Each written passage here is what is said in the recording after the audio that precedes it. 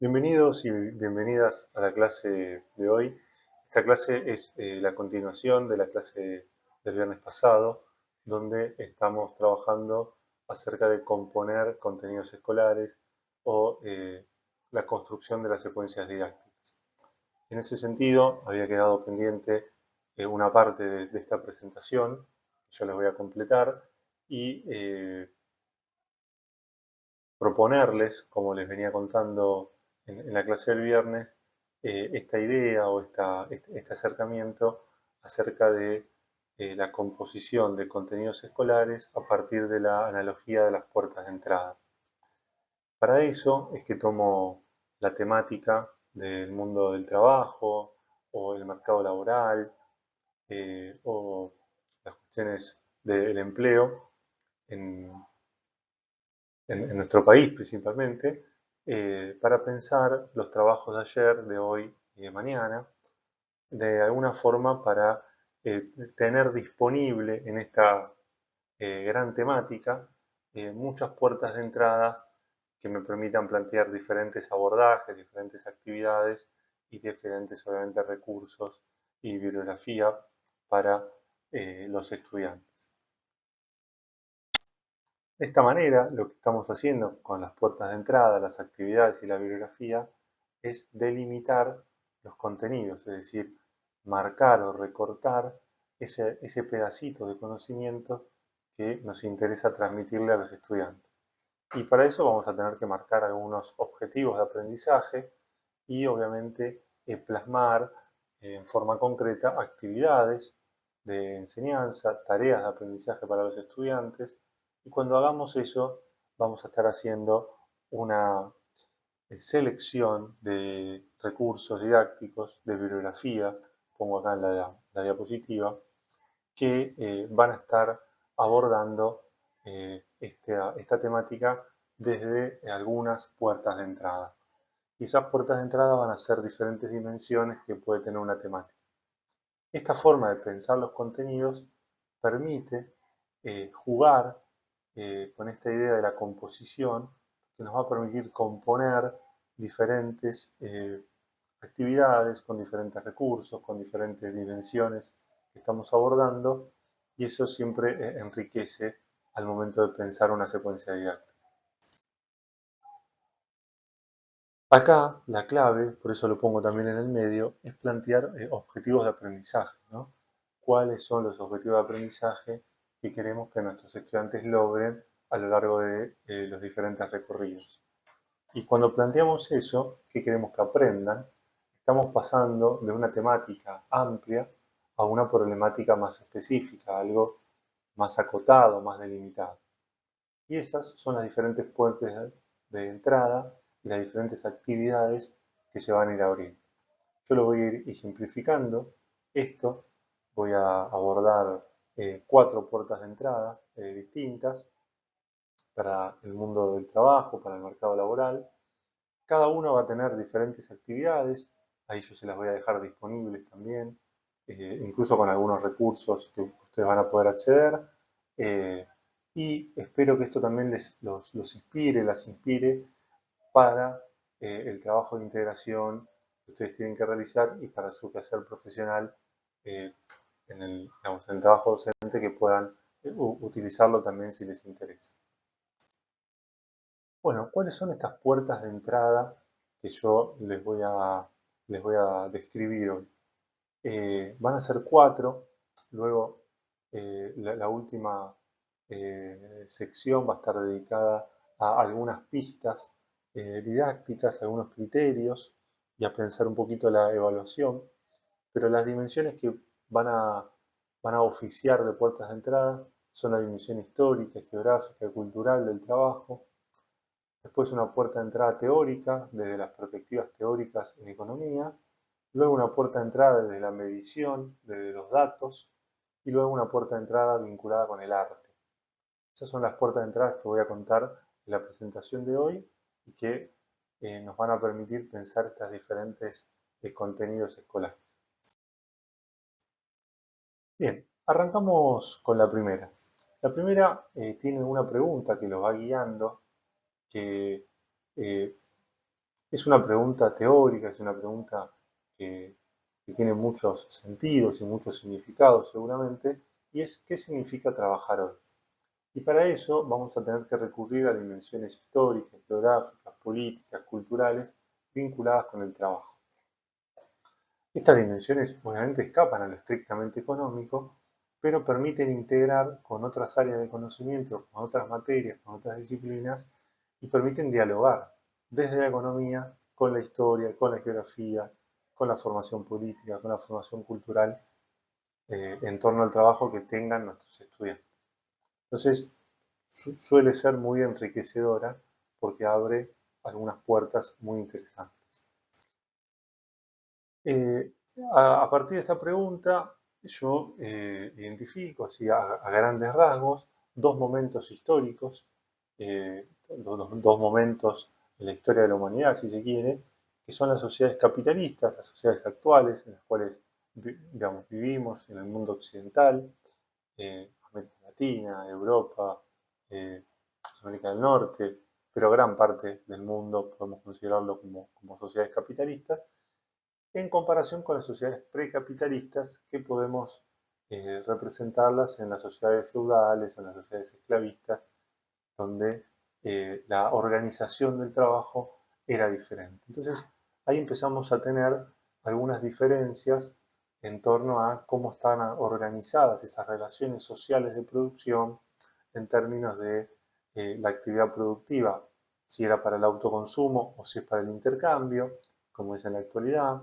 si la decisión de trabajar era una decisión individual o era una decisión que deja de ser individual en el mundo capitalista porque el trabajador, la trabajadora dependen de que se demande su fuerza de trabajo, es decir, de que lo contrate una empresa, finalmente, como sucede habitualmente en el mundo actual, versus la decisión individual de trabajar o no de un siervo o de un esclavo, donde la decisión ahí, de alguna forma, no pasa a ser por si lo contratan o no, el esclavo no pasa, digamos, por ahí claramente la decisión.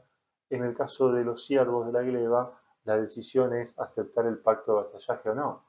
Entonces, esa decisión de aceptar o no termina siendo una decisión individual, podríamos decir. Eh, dicho de otra manera, podríamos decir que el trabajo por sí solo era capaz de poner en movimiento la actividad productiva, es decir, la capacidad de trabajar y se podía poner en funcionamiento más allá de la contratación o no de, de alguna otra persona. Y luego tenemos otras diferencias, ¿no? La limitación del ciclo natural, en el caso de las sociedades precapitalistas, versus la densidad de intercambios y la vasta red de intercambios que se dan en el mundo capitalista, y también conlleva a un dominio o a cierto control de lo natural en el mundo capitalista, con sus contras también, obviamente, con la cuestión ambiental que se abre, versus una débil conexión y una débil control o dominio del ciclo natural en el mundo precapitalista. Ahora, todas estas cuestiones abren de alguna forma el abanico para pensar que en el mundo capitalista tenemos un mercado de trabajo, un mercado laboral que no existía en el mundo precapitalista. Es decir, el mundo precapitalista no tenía trabajo asalariado, por lo tanto no tenía mercado laboral, porque, podemos decir, no sin discusión mediante, no existían los mercados como tal, los mercados como mecanismo de asignación de recursos, como mecanismo de exclusión social, como mecanismo de acceso a ciertos bienes o servicios o a ciertas mercancías, a ciertos eh, productos. Bueno, todas estas cuestiones que podríamos profundizarlas y seguramente mejorarlas en esta breve presentación que estoy haciendo de no más de 2 o 3 minutos, lo podríamos expandir mucho más, marca la diferencia clara en que existe un mercado laboral en la actualidad que no existía antes. Y en ese mercado laboral lo que tenemos son hombres libres, en, digamos, libres en el sentido de están liberados y pueden eh, asumir de alguna manera la voluntad de querer trabajar o no, ¿sí? Dependiendo si lo contratan o no, que también será otro hombre libre, otro ser humano libre, que lo contrata o no. Y luego de esa contratación tenemos un intercambio, cuando se da esa contratación de fuerza de trabajo por un salario.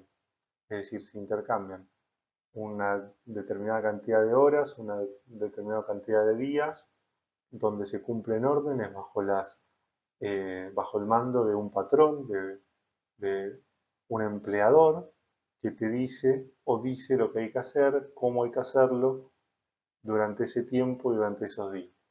Ese intercambio de fuerza de trabajo por un salario le permite eh, a la persona que es contratada contar con dinero para luego ir a los mercados de bienes y servicios y poder conseguir lo necesario para la subsistencia. Y por otro lado, le permite al patrón, al empleador, llevar adelante los procesos productivos de los productos, bienes y servicios, mercancías que luego venderá en los mercados de bienes. Entonces, eh, se va a generar ahí una división social del trabajo, más allá de la propia división técnica del trabajo al interior de la fábrica. Todas estas cuestiones se abren a partir de la sociedad capitalista, la revolución industrial. Entonces tenemos ahí una dimensión política, una dimensión cultural, una dimensión histórica, geográfica, que nos permite enfocar qué significa trabajar hoy desde una perspectiva histórica. No solamente qué significa trabajar hoy, en el año 2025, 2026, 2024, sino qué significa trabajar hoy con una perspectiva de más largo plazo. Y eso es, a mi modo de ver, muy interesante para trabajar con los estudiantes. Luego está el problema de cuáles son las actividades que nos dan pie a esto.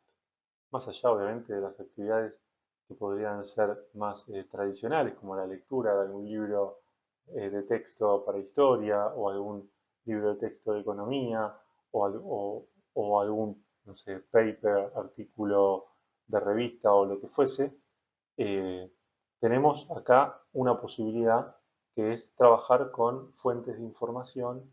En este caso son todas fuentes de información escritas en la mayoría de los casos, pero también creo que hay algunas obras de arte como fuente de información para interpretar. Y a partir de esas fuentes de información, los estudiantes leen esas fuentes de información, pueden ser en grupo, se hacen fichas de análisis de estas fuentes de información. En estas fichas de análisis vamos a tener diferentes columnas que los estudiantes van a tener que completar, no solamente el autor o la autora, el año de publicación, el título que tiene esa, esa fuente, sino también identificar cuál es el concepto principal, poder describir ese concepto principal, relacionarlo con otros conceptos, justificar esa relación y plantear alguna pregunta, alguna observación, algo sobre esa fuente de información. Esa fuente de información pueden ser pequeños extractos de libros o de capítulos de libros, artículos periodísticos como este que está acá reseñado, obras de arte, creo que hay algún artículo de la Constitución también. Bueno, tienen diferentes fuentes de información que permiten o que debieran permitir trabajar algunas temáticas que nos puedan llegar a interesar. Por ejemplo, acá está lo del trabajo infantil. Entonces, bueno, eso abre un mundo o abre toda una dimensión, una puerta de entrada al mundo del trabajo a partir de esa problemática. Hay otras problemáticas como el trabajo de las mujeres o las tensiones que se dan entre el trabajo productivo y el trabajo improductivo, que muchas veces están reflejadas con el trabajo de las amas de casa, la cuestión de género, del doble trabajo que tienen muchas mujeres porque hacen las tareas domésticas y de cuidado y además hacen trabajo remunerado, etcétera, etcétera.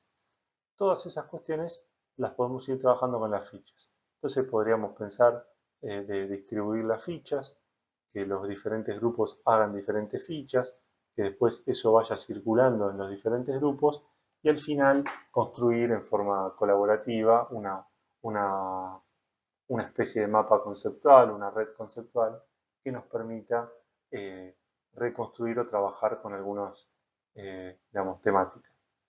Y siguiendo con, digamos, con el trabajo en grupo, esas diferentes temáticas, esas diferentes preguntas que se van disparando, eh, nos pueden abrir la posibilidad de trabajar con algún testimonio sobre el mundo del trabajo. Es decir, por ejemplo, acá está planteado hacer una entrevista. Bueno, ¿cuáles son estas puertas de entrada que yo les voy a describir hoy? Van a ser 4, luego la última sección va a estar dedicada a algunas pistas didácticas, algunos criterios y a pensar un poquito la evaluación, pero las dimensiones que van a, van a oficiar de puertas de entrada son la dimensión histórica, geográfica, cultural del trabajo. Después una puerta de entrada teórica, desde las perspectivas teóricas en economía. Luego una puerta de entrada desde la medición, desde los datos. Y luego una puerta de entrada vinculada con el arte. Esas son las puertas de entrada que voy a contar en la presentación de hoy y que nos van a permitir pensar estos diferentes contenidos escolares.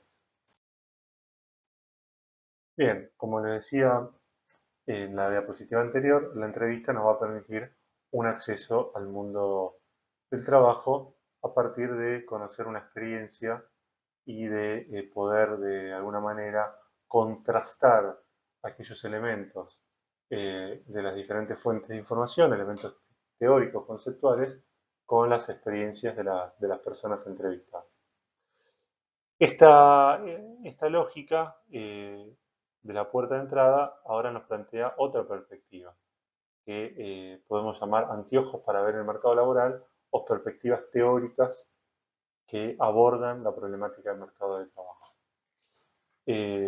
Claramente en las diapositivas anteriores o en la primera puerta de entrada que marcamos, claramente había perspectivas teóricas o había conceptos teóricos que podíamos ir buscando en esas fuentes de información. Sin embargo, la lógica estaba puesta en lo que significaba trabajar hoy con un hoy histórico, extendido desde las sociedades precapitalistas a las sociedades capitalistas y luego a la actualidad de lo que sería hoy por la entrevista. Entonces hay como una dimensión histórica que atraviesa a esas cuestiones.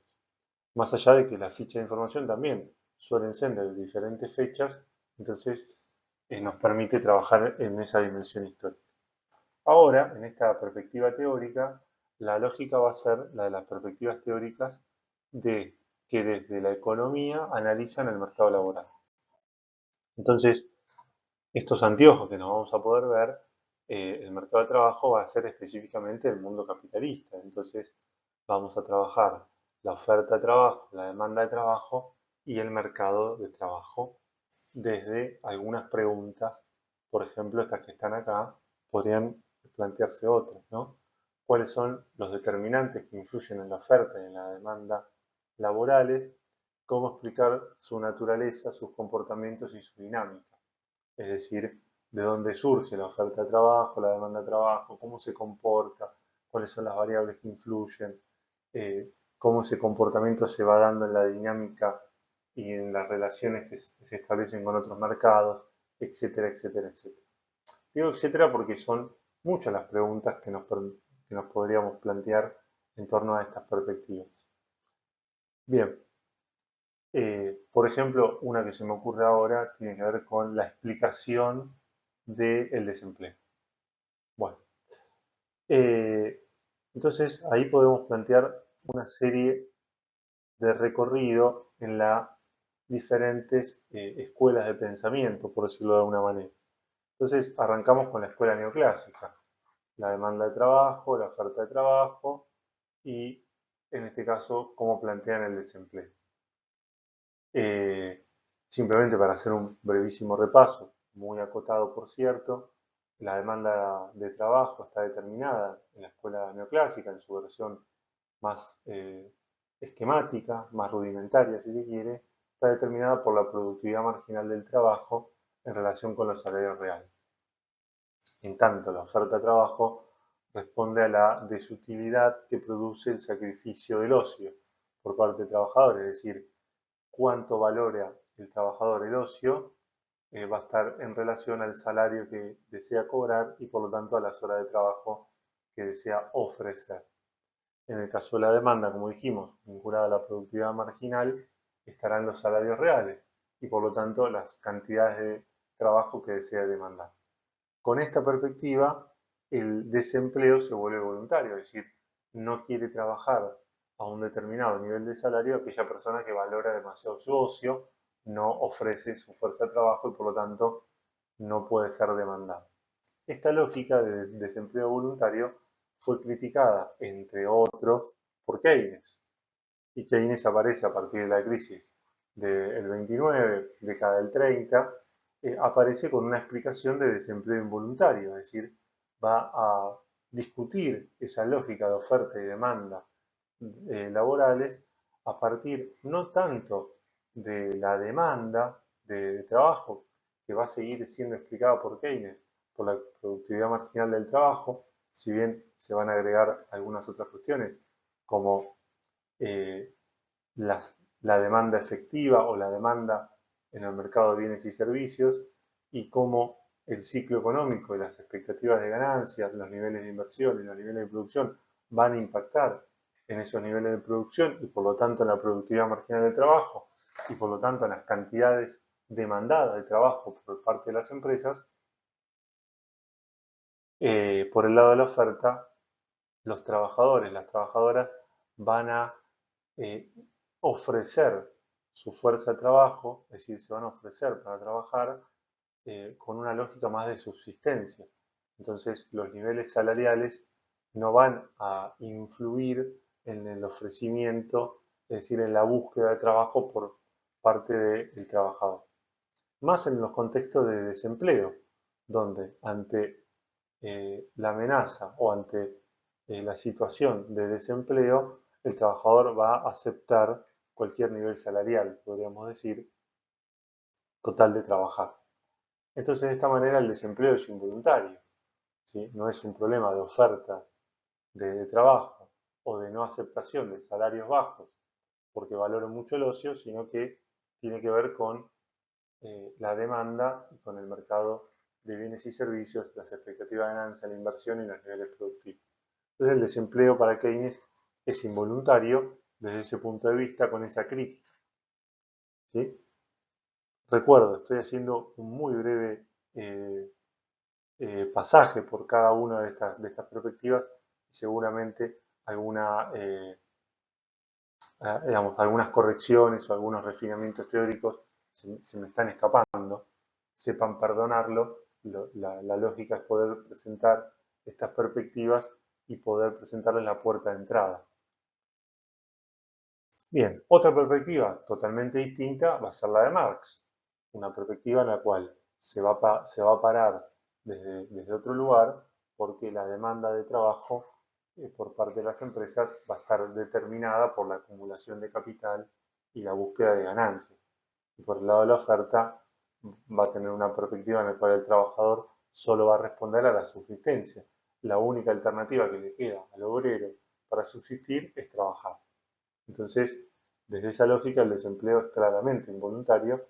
De hecho, tiene un concepto específico para los desempleados, que es el de ejército de reserva, eh, que va a ser tomado digamos, por la teoría en Marx como un elemento que va a impactar en los niveles de salario, ¿no? Mientras mayor sea el desempleo, más bajos serán los niveles de salario o más presión a la baja habrá para los salarios, tanto los salarios directos como las condiciones de trabajo o la intensidad laboral, entre otras cuestiones. Entonces, ahí podemos ir encontrando algunos puntos en común entre Marx y Keynes. En ambos casos, el mercado de trabajo es un mercado más bien en términos formales que reales, dado que un trabajador está despojado de su medio de producción y de la capacidad de subsistir por sí mismo, vamos a decir, no le queda otra que trabajar, porque si no, no puede vivir, diciéndolo en términos muy rudimentarios, entonces debe recurrir o debe concurrir a ese mercado en condiciones de coacción, es decir, se pone en juego su propia supervivencia. Entonces, no, no va a concurrir libremente a ese mercado, entonces su oferta de trabajo está de alguna forma condicionada eh, por ese contexto. Entonces el nivel de empleo resulta por fuera de las decisiones del trabajador. Es decir, el trabajador no va a influir en esas decisiones de empleo, entonces no hay un ajuste entre oferta y demanda, y eso podemos encontrar como ese punto en común entre Marx y Keynes. No hay ajuste entre oferta y demanda porque son los demandantes, las empresas, las que determinan los niveles de empleo. Por diferentes motivos en cada uno, pero podríamos concluir digamos, en ese punto en común. El otro punto en común tiene que ver con el desempleo involuntario. ¿Sí? También podríamos encontrar diferencias entre Marx y Keynes. ¿Sí? Esa sería otra forma de pensarlo. Pero bueno, vuelvo a decir, acá estoy simplemente dando una pequeña degustación de estas perspectivas teóricas porque lo que me interesa es la puerta de entrada, ¿sí?, al mundo del trabajo. Entonces, esta puerta de entrada desde diferentes textos, desde diferentes fuentes, en este caso de información con estos diferentes autores, podemos ir armando las clases para que los chicos y las chicas puedan ir encontrando similitudes y diferencias entre los diferentes autores, entre las diferentes perspectivas teóricas y ir aproximándose también a los contextos en los cuales surgieron cada uno de ellos, cómo van construyendo el conocimiento, cómo piensa cada uno de esas escuelas de pensamiento o de esas perspectivas, en torno a alguna pregunta que resulte útil, por ejemplo, cómo explica el desempleo, cómo explica los niveles de salario, etcétera. Útil, digo, para pensar en la escuela secundaria y en, no, en términos de, por ejemplo, organizar un debate, organizar algún tipo de actividad en ese sentido. Bueno, otra perspectiva que podríamos tomar es la del estructuralismo latinoamericano, que se va a enfocar en los países de Latinoamérica, en su carácter periférico, va a tomar en cuenta la división internacional del trabajo, va a tomar otros elementos conceptuales y va a poder explicar cómo se conforma el mercado laboral en esos países periféricos que lo va a diferenciar de los países centrales. Otro enfoque teórico tiene que ver con un segundo enfoque neoclásico, digamos, que va a pensar en una tasa de desempleo no aceleradora de la inflación, entonces va a marcar de alguna forma, va a volver a vincular o va a estar conectando inflación con desempleo. Esto lo van a plantear diferentes autores. Yo acá pongo el caso de Friedman, y que va a surgir como respuestas a las ideas keynesianas, a poder replicar un poco las ideas de Keynes. Entonces, acá tenemos otra perspectiva. Otra perspectiva que podríamos tomar tiene que ver con la economía feminista o la economía eh, del cuidado o la perspectiva de género en el mercado laboral, que va a tener una perspectiva diferente porque se va a preguntar qué tareas o qué actividades, para ser más preciso, son consideradas trabajo y qué actividades no son consideradas trabajo. Y la crítica ahí va a venir por el lado de que las mujeres realizan tareas domésticas y de cuidado que son trabajo, pero que no están remuneradas. Entonces, en la medición del Producto Bruto Interno, en la medición de la economía en general, esas tareas de cuidado y esas tareas domésticas no son consideradas trabajo, no son remuneradas, pero son necesarias para la reproducción de la fuerza de trabajo, es decir, cumplen una función social, una función económica en el sistema capitalista. Es decir, vamos a ponerlo de esta manera, sin las tareas domésticas y sin las tareas de cuidado no habría trabajadores para insertarse en el mundo laboral cuando llegue ese momento, porque las tareas de cuidado garantizan de alguna manera esa reproducción de la fuerza de trabajo. Bien, entonces acá tenemos otra perspectiva teórica. Acá podríamos seguir con algunas otras, hay muchas cuestiones, vuelvo a decir, que en la explicación de este video van a quedar un poquito desalineadas, un poquito recortadas, porque no es el objetivo puntual del video, simplemente quería hacer esa degustación, abrirles el abanico de todas las perspectivas que podríamos tomar o alguna de las que podríamos tomar y trabajar con diferentes materiales bibliográficos. Acá le dejo algunos que eh, yo utilicé en algunas clases, en algunas escuelas. Como material bibliográfico utilicé este de Alperin Wisborg, que me parece muy interesante. Fui recortando de ese capítulo y luego para profundizar fui recortando de otros capítulos algunas frases o algunos, digamos, párrafos que me parecían ilustrativos para explicar el mercado de trabajo o alguna cuestión en particular. Ahí también podríamos organizar un trabajo con fichas, un trabajo de toma de apuntes, un trabajo de subrayado de los textos, armado de mapas conceptuales y luego podemos trabajar también con alguna noticia como está acá. Eh, en este caso, justo encontré una noticia donde hay un influencer mexicano que sostiene que quien no trabaja es porque no quiere. Entonces, a partir de esa afirmación, eh, bueno, y con las diferentes fuentes de información, con los diferentes recortes, la idea es que escriban un posteo, escriban un tweet, pueden hacer un reel de Instagram o pueden hacer algún tipo de, de dinámica que tenga que ver con las redes sociales o simplemente con la contestación a esa persona desde diferentes perspectivas, ¿sí? Ya sean perspectivas que sostienen, como este influencer mexicano, que quien no trabaja es porque no quiere, de otras perspectivas que lo desmientan o que le discutan. Entonces tenemos una lectura de noticias, tenemos un debate, podemos trabajar con diferentes textos. Bueno, ahí tenemos otras actividades. Noten ustedes que elegir una puerta de entrada de alguna forma implica renunciar a las demás, porque en el marco de la escuela quizás eh, una puerta de entrada, como puede ser esta que estamos viendo ahora de las perspectivas teóricas, quizás nos van a llevar 5, 6, 7 clases, y 5, 6, 7 clases quizás implican un mes y medio, 2 meses de trabajo, pensando en una clase por semana, que es muchas veces lo que sucede con la materia economía, economía política, elementos de micro y macro, etcétera,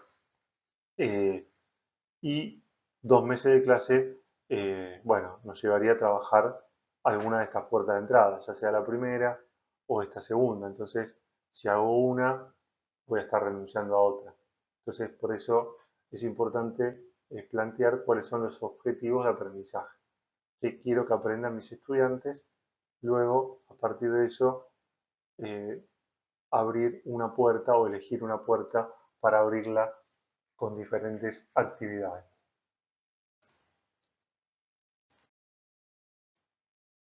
Bueno, ¿cuáles son estas puertas de entrada que yo les voy a describir hoy?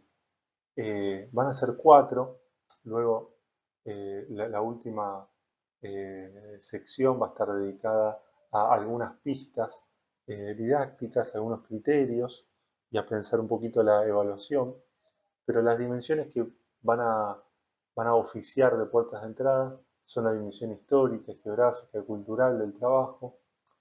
Después una puerta de entrada teórica, desde las perspectivas teóricas en economía. Luego una puerta de entrada desde la medición, desde los datos. Y luego una puerta de entrada vinculada con el arte. Esas son las puertas de entrada que voy a contar en la presentación de hoy. y que nos van a permitir pensar estos diferentes contenidos escolares. Bien, otra puerta de entrada al mundo del trabajo y a esta composición de contenidos escolares tiene que ver con la medición en el mercado de trabajo. Entonces, esta medición en el mercado de trabajo nos va a dar la posibilidad de abrir de otra manera las puertas al mundo laboral.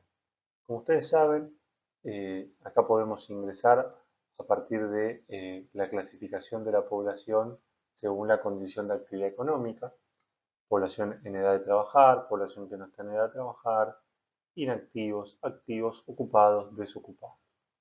Esta lógica nos permite ir pensando en los conceptos que vamos a estar midiendo, es decir, cómo van a ir clasificándose las personas, cuáles son las características que va a tener que cumplir, por ejemplo, una persona ocupada, y ese concepto de medición de persona ocupada lo vamos a poder vincular con una construcción teórica o con cierta perspectiva teórica.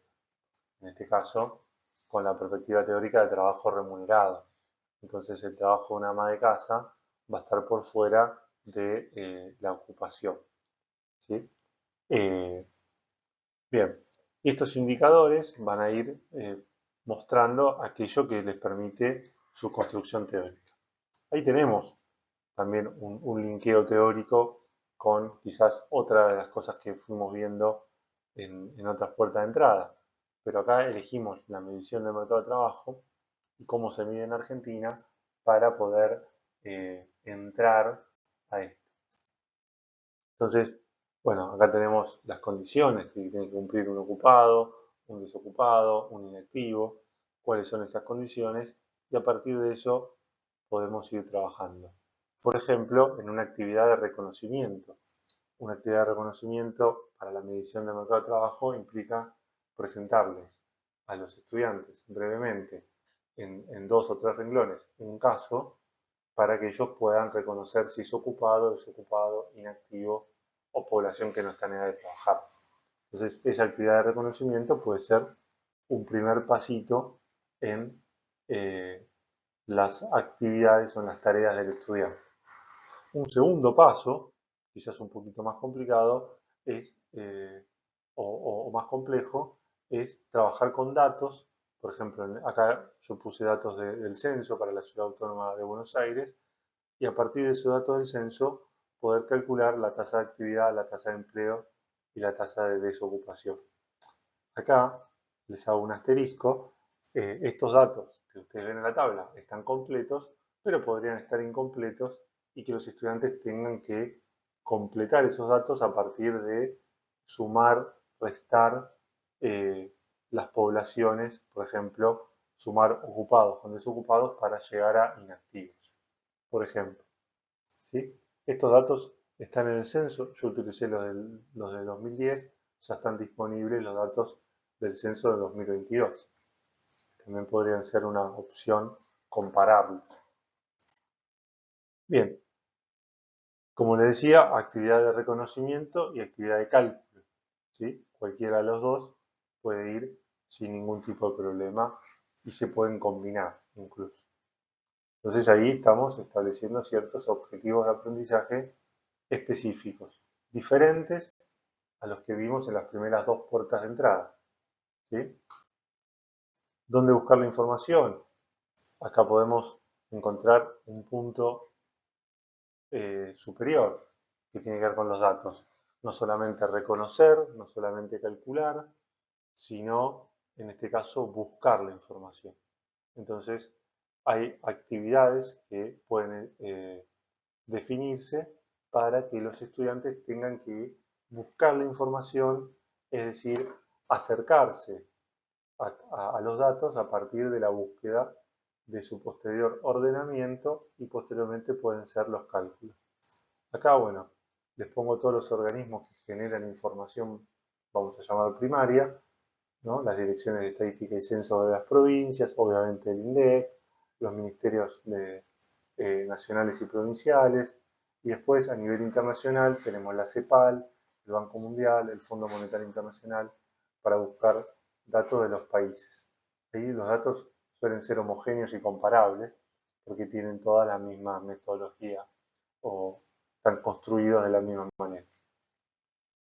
Bien, esa búsqueda de información, acá les dejo un paso a paso para buscar la información, cómo tienen que ir procediendo. Quizás el sitio del INDEC cambia, pero el paso a paso sigue siendo el mismo, no suele cambiar. ¿Sí? Quizás cambiaron los colores, el logo, esas cuestiones.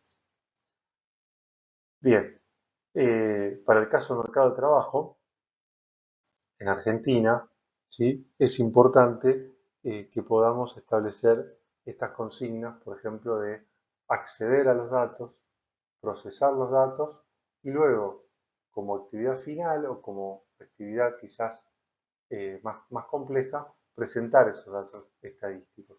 Entonces, yo acá les dejo una consigna de trabajo para cumplir con esos objetivos y en ese gradiente. Entonces, acá incorporo algo que tiene que ver con los objetivos de aprendizaje y los umbrales de aprobación. Entonces, cuando establecemos objetivos de aprendizaje, también tenemos que poder establecer un gradiente, grados de cumplimiento en ese objetivo. Y el grado de cumplimiento no puede ser dicotómico, o no debería ser dicotómico, sino que debería poder establecer diferentes puntos de llegada. Por ejemplo, yo les dije hace un ratito, reconocimiento. Bueno, el reconocimiento de ocupado, desocupado, inactivo, puede ser el primer escalón, por llamarlo de alguna manera. ¿Sí? Después, el cálculo, ¿no? El cálculo de las tasas de empleo, desocupación, actividad, puede ser un segundo escaloncito. Pero en ambos casos hay ahí simplemente un ejercicio en el cual se le da la información al estudiante y el estudiante o reconoce o calcula y nada más. Luego, un poco más complejo es acceder, buscar la información. Entonces, bueno, le podemos enseñar o le podemos indicar al estudiante dónde buscar la información y que con esa información él la procese.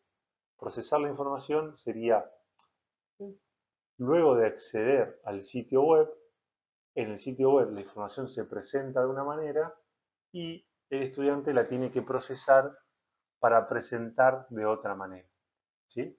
O para armar un cuadro de otra manera, o para armar un gráfico, o para armar una tabla, o para, ¿sí?, contestar alguna consigna. Entonces yo acá, por ejemplo, les dejo esto que les puede servir como consigna de trabajo para ilustrar esto que estoy diciendo, ¿no?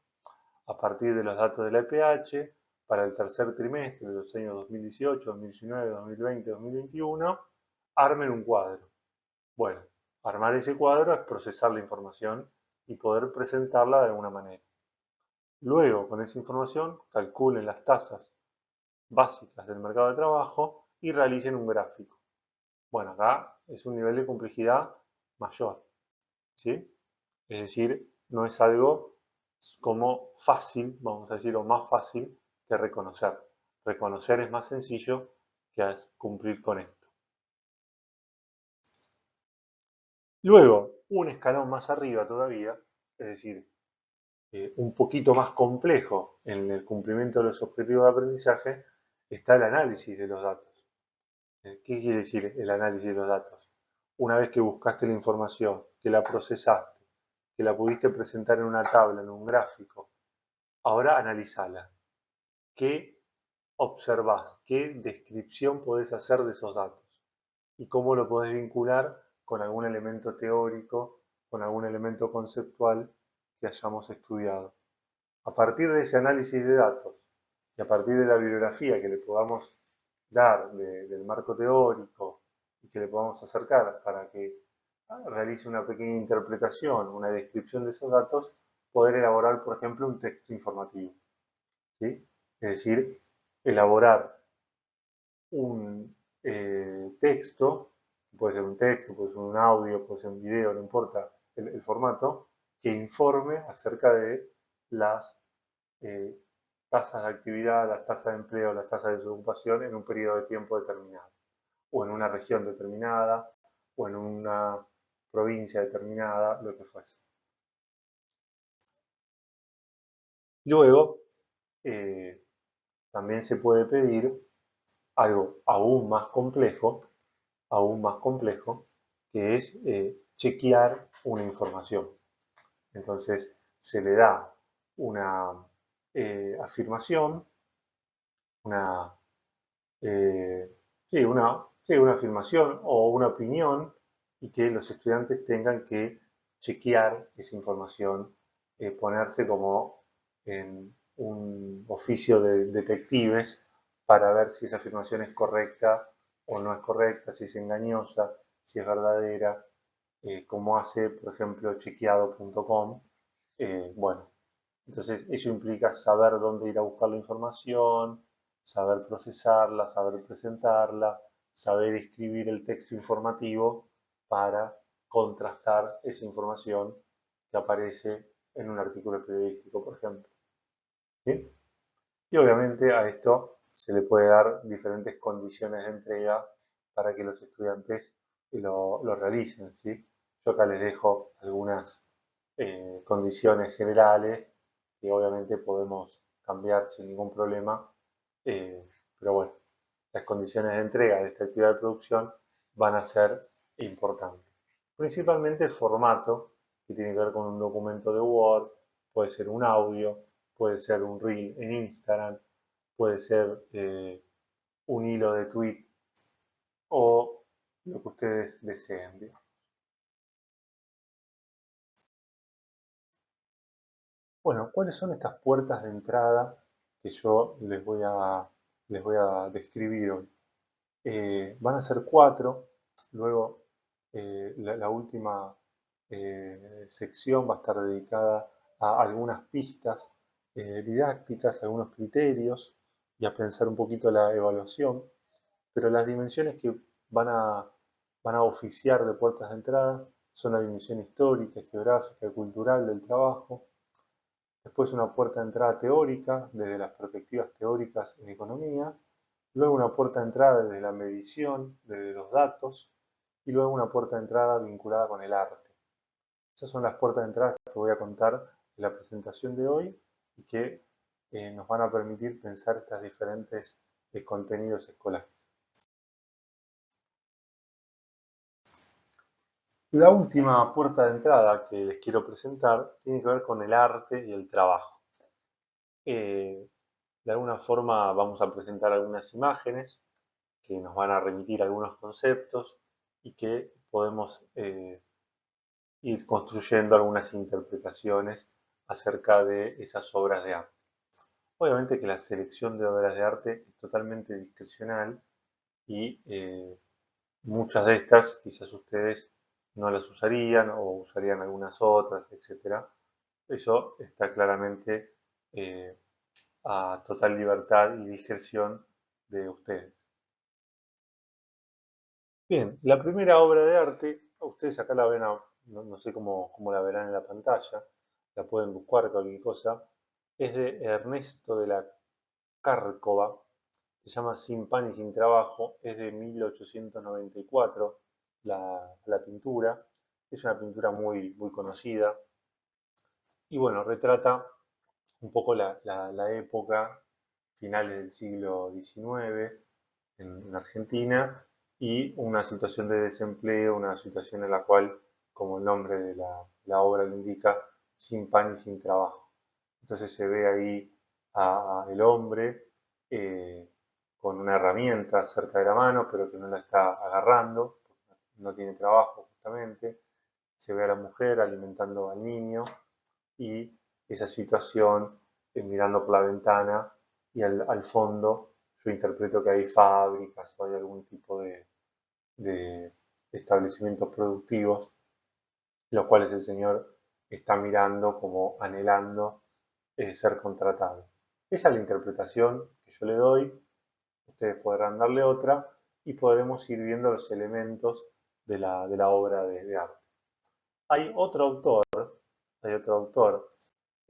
Carlos Alonso, eh, ya en el siglo XX, 1969 es la obra, que se llama Con pan y con trabajo, y de alguna manera está recreando, revisitando, reinterpretando esa obra que vimos anteriormente. ¿Por qué?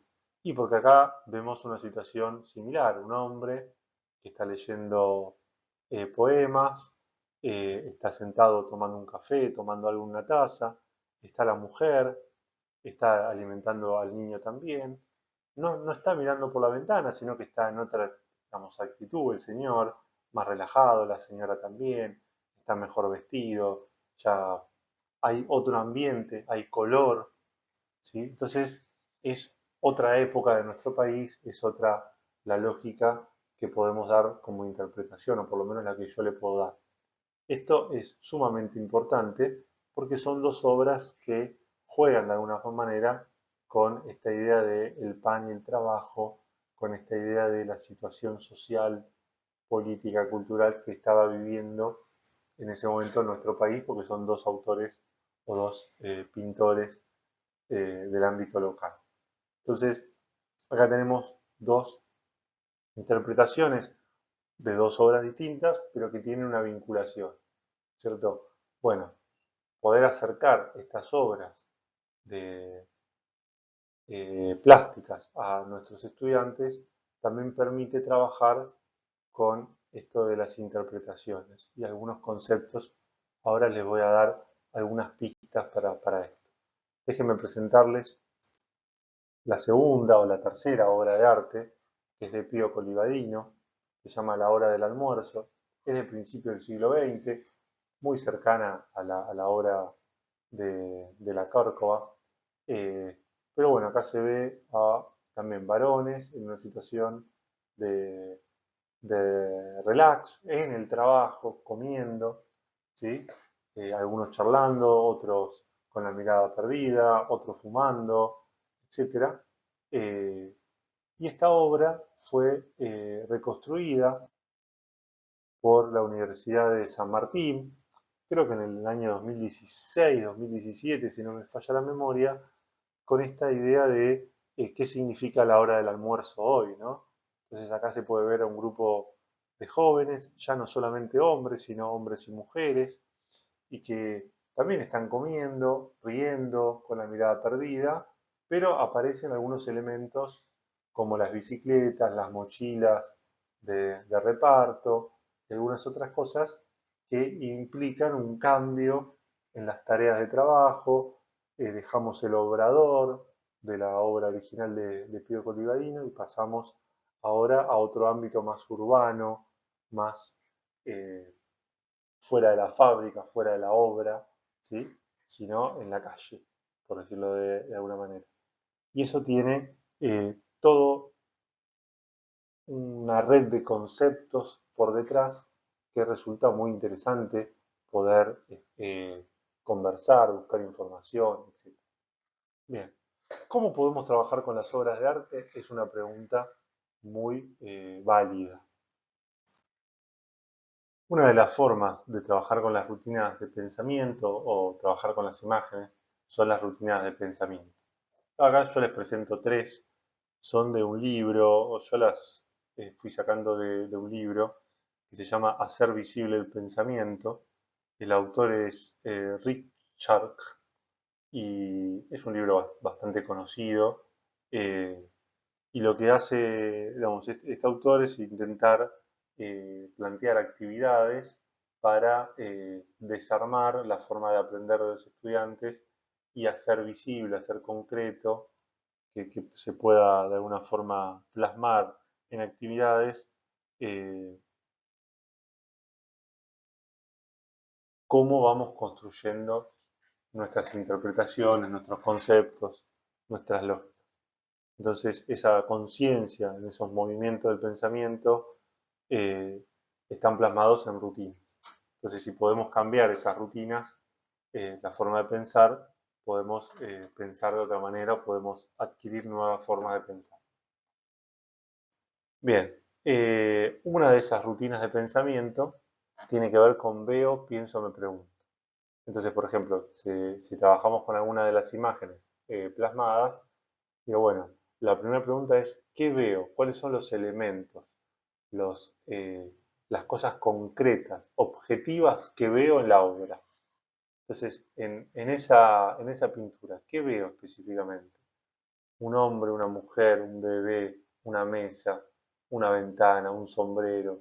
Voy describiendo los objetos sin intentar darles una interpretación. Luego la interpretación va a venir en el segundo paso, en qué pienso. ¿Sí? Cuando trabajo el qué pienso, intento darle una interpretación. Intento, de alguna manera, eh, pensar más allá de las cosas objetivas que veo. Entonces, por último, me va a quedar la pregunta o me va a quedar qué me pregunto. Entonces, de esa interpretación y de esos objetivos, ¿qué me pregunto? ¿Qué puedo cuestionar? ¿Qué puedo criticar? ¿Qué puedo conectar con otra cosa? ¿Qué puedo linkear o qué puedo relacionar con alguna experiencia personal? ¿Sí? ¿O qué pregunta le haría al autor de la obra? Etcétera, etcétera, etcétera. ¿Sí? Entonces, esa rutina ordena la visión, la interpretación de las obras de arte y la hace un poco más concreta, consciente. Otra forma de trabajar con imágenes o con obras de arte es qué pensaba antes, qué pienso ahora. Entonces, esa rutina por lo general se hace recortando una partecita de la imagen y luego eh, mostrando la imagen en su totalidad. Entonces, con la partecita de la imagen que pensaba con esa parte y con la imagen completa que pienso. O al revés, con la imagen completa que pienso, si recorto eso, una partecita de la imagen que pienso ahora. Eso se usa mucho para eh, hacer visible el pensamiento o poder dejar en evidencia cómo vemos solamente una partecita del mundo real y cuando ampliamos nuestra mirada, muchas veces la interpretación que tenemos puede ser distinta. ¿Sí? Y la siguiente tiene que ver con comparar y contrastar, que puede ser utilizada, estoy pensando un poco en voz alta, eh, para las imágenes que mostré yo. ¿Sí? Comparar esas dos imágenes, contrastar algunas cuestiones, las épocas en las cuales fueron pintadas, las épocas en las cuales fueron realizadas, en el caso de la foto, eh, cuáles eran las condiciones de trabajo, cuáles eran las condiciones de vida, las técnicas de la pintura, etcétera, etcétera, etcétera. Pero hay muchas ahí cuestiones para trabajar en la comparación y la contratación, no solamente la obra de arte, sino el contexto económico, social, político, cultural que fueron dando pie a esas obras. Bien,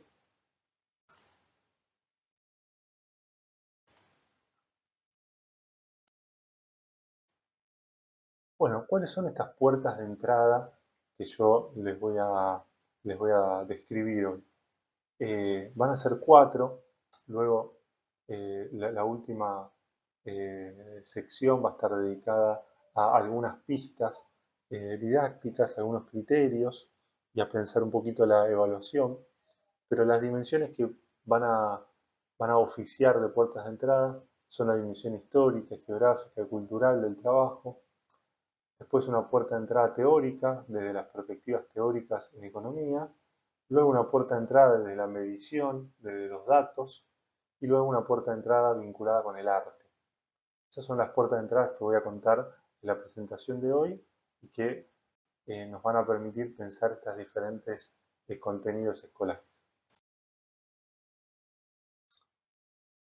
Bueno, algunas pistas didácticas o algunas cuestiones para darles una mano en esta composición, darles una mano en el sentido como lo estamos viendo en la imagen, ¿no? Bueno, ayudarlos a escalar esta composición de secuencias de actividades o de contenidos. Eh, Voy a concentrarme en dos grandes cuestiones y luego iremos trabajando en forma particular para las actividades de integración. Primero tiene que ver con cuáles son los criterios para construir actividades y luego los criterios de evaluación. En relación a los criterios para construir actividades, eh, simplemente acá les dejo algunas cuestiones muy personales, pero que pueden ayudar, digamos. Lo primero que me viene a la mente con las actividades es que estas actividades, cuando se las planteamos a los estudiantes, tienen que ser actividades que permitan recuperar conocimientos y saberes previos de los estudiantes. Es decir, no tenemos que partir del supuesto de que los estudiantes no saben nada sobre lo que vamos a querer enseñar, ¿sí? Eh, Tampoco tenemos que caer en el otro supuesto, para mí erróneo, de que lo saben todo y que nosotros solamente vamos ahí a dialogar sobre eso, ¿sí? Me parece que un punto medio es adecuado, ¿sí? Algún conocimiento, algún saber previo van a tener y otros saberes los van a ir adquiriendo a lo largo de la actividad o de las actividades. Otra cuestión que me parece interesante para la construcción de las actividades, eh, ampliar la producción. Es decir, esta lógica de que los estudiantes tengan que hacer cosas, me parece que está muy bien. Pueden ser cosas digitales, pueden ser cosas escritas, pueden ser cosas orales, pueden ser presentaciones, exposiciones, textos, videos, etcétera, pero que den a conocer sus saberes me parece correcto. Ahora bien, me parece correcto, me parece bueno, me parece un buen criterio. Ahora bien, también me parece una buena actividad rendir un examen, una buena actividad formativa, ¿sí? Entonces, hay que combinar las actividades, ¿no?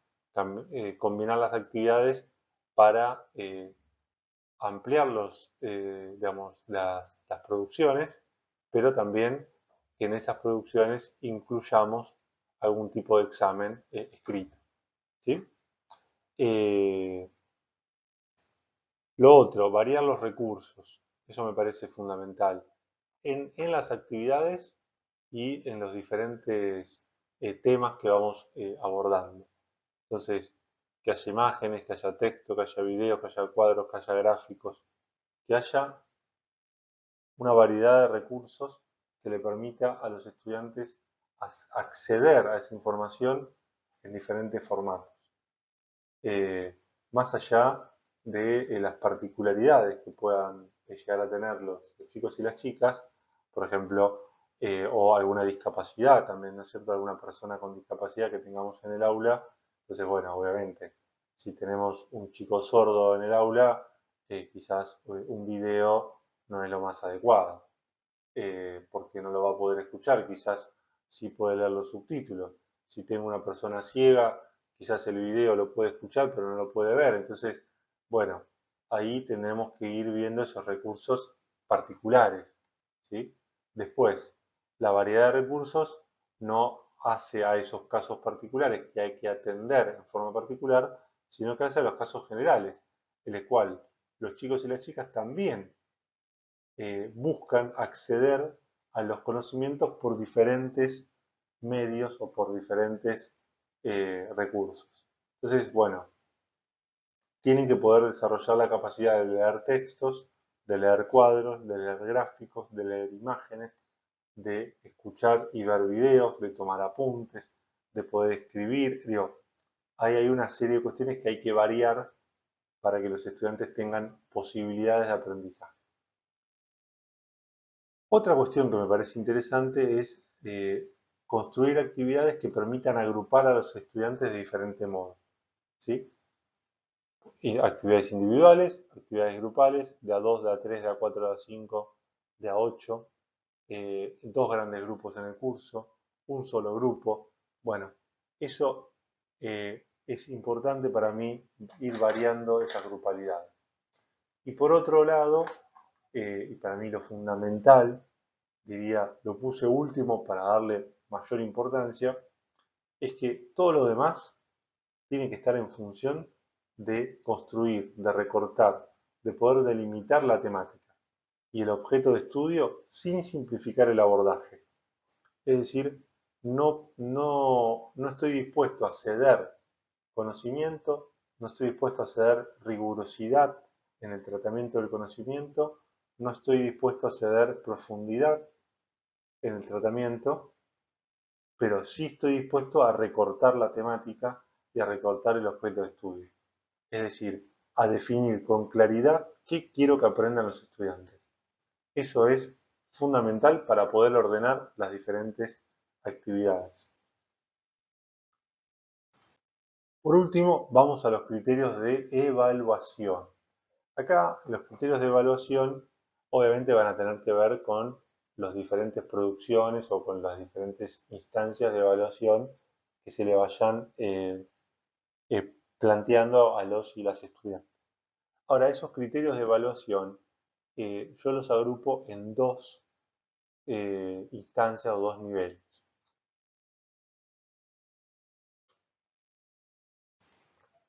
El primer nivel tiene que ver con los criterios de evaluación a lo largo del año, a lo largo de la cursada, ¿sí?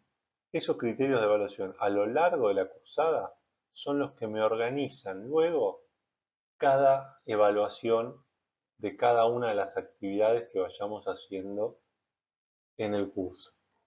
Entonces, esos criterios generales de evaluación son capacidades, habilidades, cosas, vamos a decirlo así, genéricas, que luego se van a ir plasmando en cada una de las actividades.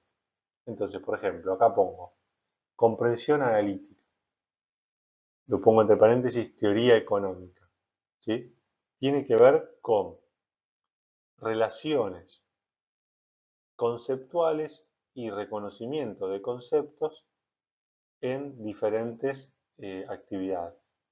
Entonces, eh, ahí voy a poder ver en diferentes temáticas, puede ser el mundo del trabajo, puede ser, no sé, oferta y demanda, puede ser eh, otra problemática como la desigualdad, puede ser en el funcionamiento del sistema económico, qué sé yo, en diferentes temas de la teoría económica, cuál es su comprensión analítica,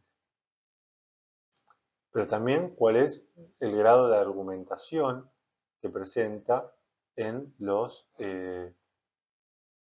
conceptos teóricos y la relación que hace entre los conceptos teóricos y los datos estadísticos, ¿sí? Entonces, una cosa es saberse la definición de Producto Bruto Interno y otra cosa es, con esa definición de Producto Bruto Interno, poder interpretar datos estadísticos de Productos Brutos Internos de diferentes países y argumentar, por ejemplo, por qué un país es más importante en términos económicos que otro, que es una argumentación quizás muy sencilla, pero que requiere esa vinculación entre concepto teórico y dato estadístico. ¿Sí?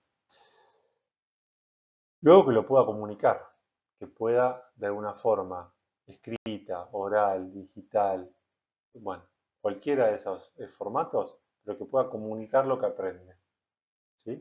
Que pueda darlo a conocer. Otro gran criterio de evaluación tiene que ver con seleccionar y analizar información, es decir, datos estadísticos, que pueda trabajar con esos datos estadísticos. Entonces, ese es un criterio general, que luego lo puedo aplicar tanto para, no sé, el Producto Bruto Interno, como para el mercado de trabajo, como para oferta y demanda, sin ningún problema. ¿Sí? ¿Por qué? Porque en todos los casos puedo poner actividades que permitan que los estudiantes tengan que seleccionar y analizar información para responder determinadas consignas de trabajo.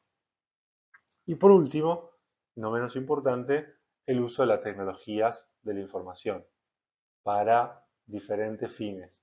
Almacenar, procesar, presentar, acceder, etcétera, etcétera, a información estadística o a diferentes materiales de estudio, como puede ser, no sé, un libro digital o un material digital, una obra de arte, una, no sé, un podcast o lo que fuese. un video, etc. Entonces, esos son criterios generales. Definir criterios generales en la materia luego organiza las actividades. Construir actividades es mucho más sencillo cuando tengo criterios de evaluación generales establecidos. ¿Por qué? Porque los objetivos de aprendizaje que me voy a plantear los estoy planificando con antelación al momento de definir los criterios de evaluación. O dicho de otra manera, una vez que establezco qué quiero que aprendan mis estudiantes, estoy estableciendo implícitamente o explícitamente cuáles son los criterios de evaluación del curso. Y luego, en un nivel más bajo, para cada unidad temática, estaré estableciendo criterios de evaluación y objetivos de aprendizaje específicos para la temática o para la unidad que esté trabajando. Así que bien, con esto estamos terminando esta clase que tiene que ver con las puertas de entrada para la composición de contenidos escolares y estamos también abriendo la actividad de integración para que ustedes comiencen a pensarla y a trabajarla. Pueden inspirarse en alguna de estas actividades, pueden presentar otra, pueden consultarme si tienen alguna duda, me mandan un mensaje o lo que ustedes necesiten para ir construyendo esa actividad y esa secuencia de actividades. Que recuerden que estamos en la materia de enseñanza de la economía y que lo que vamos a intentar es ver, observar, aprender a hacer esas actividades de aprendizaje considerando todo el recorrido teórico que venimos haciendo juntos y juntas en la materia. Por eso esta idea de componer contenidos escolares es la idea potente, la idea fuerte que van a estar trabajando en esa actividad de integración. Así que bueno, nos vemos la próxima clase y estamos en contacto. Bueno, ¿cuáles son estas puertas de entrada que yo les voy a describir hoy? Van a ser 4, luego la última sección va a estar dedicada a algunas pistas didácticas, algunos criterios y a pensar un poquito la evaluación, pero las dimensiones que van a, van a oficiar de puertas de entrada son la dimensión histórica, geográfica, cultural del trabajo. Después una puerta de entrada teórica, desde las perspectivas teóricas en economía. Luego una puerta de entrada desde la medición, desde los datos. Y luego una puerta de entrada vinculada con el arte. Esas son las puertas de entrada que voy a contar en la presentación de hoy y que nos van a permitir pensar estos diferentes contenidos escolares.